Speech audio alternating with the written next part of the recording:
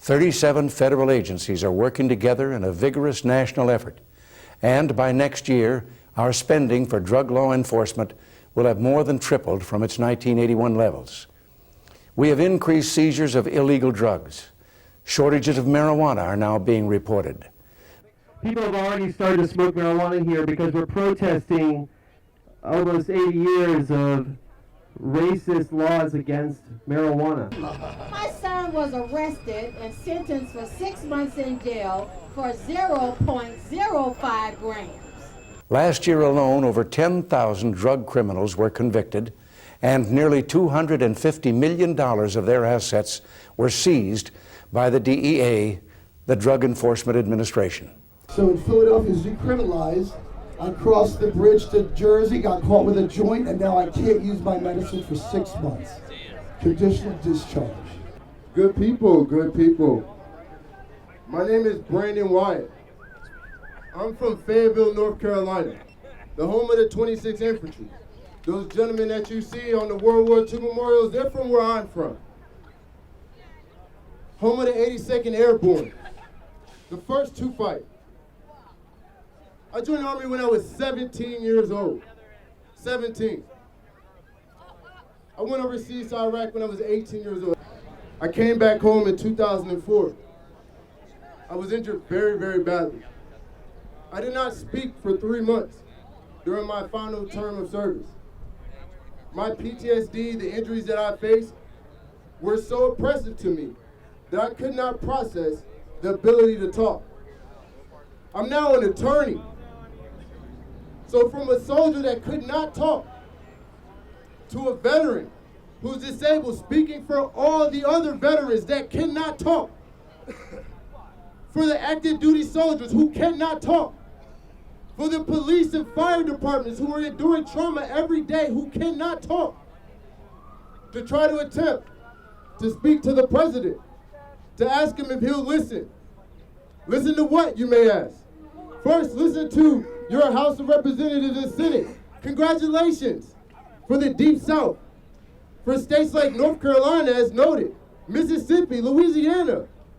There were legislators voting on behalf of veterans across the country to support our ability to heal ourselves. Someone asked, well, that's a good step. That's enough. No, it's not. It's not enough. Easier access does not equal access. Get it right. Easier access does not equal access. I know it's a little difficult. But when we move a little bit further, we say, well, what's left? How does that happen? How do you have 25 states that I'm a criminal in for receiving my medication, and 25 states that I'm not a criminal in? I'm an attorney, an upstanding citizen. Am I valued less as a veteran from state to state? Are the veterans I serve with valued less in North Carolina than in Maryland? Hell no. So we look at the issue. As an attorney, I wanted to come out here to break it down a little bit further. My team, We for Warriors, went to come out here and break it down a little easier for you. There's a conflict between federal law and state laws. When that happens, federal law wins. There's currently a conflict with federal law and discriminatory policies and medical ethics violations that occur against veterans who have a workforce-created injury. It's not funny. We see people joking on TV. It's hurtful. I know young men who killed themselves for this. There are people who set themselves on fire. In Philadelphia, there was a veteran who jumped off a parking garage. Why am I coming home and seeing troops that I served with die? Why are we coming home and seeing the president not be a true, full leader on this matter? It has been decriminalized in many states. Why is it not criminalized in all states? Because you haven't removed it from the schedule. It is now causing a medical ethics conflict. What is the conflict? Veterans in various states are treated differently with the same injury and are treated as criminals. What's the other conflict? There's no regulation for states such as California, Texas, some of the largest states in the country, to report their veteran suicide statistics. Why? When there's a conflict between the federal law and state's law, federal law wins. We don't have to tell the states how to run their medical programs. You just have to make it easier for them to do it. You have to give good people like the senators and Republicans who voted yesterday to pass this bill the ability to lead their citizens, the ability to stand up for their veterans. And for that, today we're going to die in. For that, today we're going to lay on the ground for 22 minutes so you can look at the sky. In the infantry, they said it's the blue, blue sky. In Iraq, it's the blue, blue sky. In Afghanistan, it was the blue, blue sky. In Vietnam, it was the blue, blue sky. In the Korean War, it was the blue, blue sky. And for the 26 infantry soldiers in World War II, it was the same blue, blue sky. We are not different from state to state. We will not stand and tolerate unequal treatment under the law. We look to leaders that will step forward and make the argument and cause to make it easier for us to treat ourselves and not ostracize us as jokes. It is ridiculous that 22 veterans commit suicide a day and we're worried about how we are consuming cannabis. The D.C. government voted an entire law down because they thought it only related to smoking.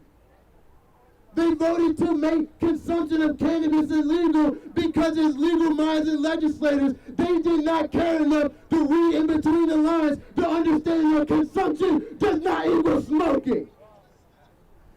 And we took the time to go and educate them. It's on their record.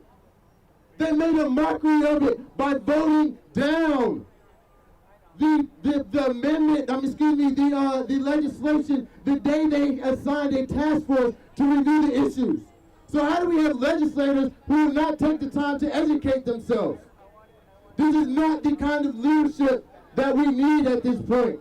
Our country is going through enough turmoil in an election year for us to keep turning over in our grave, resting against Harry Anslinger's tradition of racism. People are increasingly seeking out cannabis, and they're using it for medicinal purposes, and they're getting a lot of benefits, and then they become persecuted by their government. And it's got to stop. AIDS patients are being persecuted. People with PTSD are being persecuted. Millions of people went to jail since you went to the White House, President Obama. 5 million people have gone to jail since you were in the White House. And realize maybe we should live. Maybe we should fight. Maybe we should go in front of the White House and fight. Maybe we should fight for all the other veterans. Maybe we should fight for the active duty soldiers. Maybe we should ask people like Adam Eidinger to help us. Maybe we should get non-veterans together to help us, like Scronger, like Access Now. Maybe we should ask Bernie for help. No, maybe we should just go ask the president. President Obama, 22 veterans commit suicide a day due to over-medication. The United States House and Senate has passed their appropriations bill to allow veterans in 25 states where medical marijuana is legal to talk to their physicians about that. That's discriminatory. Veterans in all 50 states are equal. It's discriminatory to provide medical treatment plans for one set of veterans only based on their location. It's discriminatory to not allow a workforce who has a federally related injury to not be treated by the federal government. Make it easier. Reschedule, deschedule. Do something. Yes, we can. Do something. Yes, we can.